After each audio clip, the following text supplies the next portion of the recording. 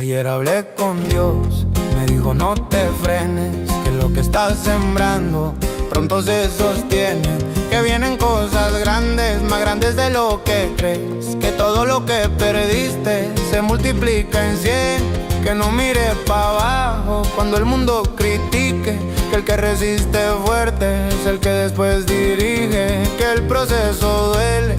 pero te construye, y el que confía en Dios nunca se destruye. Me dijo, hijo, tranquilo, ya casi te toca, que el tiempo perfecto nunca se equivoca, que aguante un poco más, que no me desenfoque,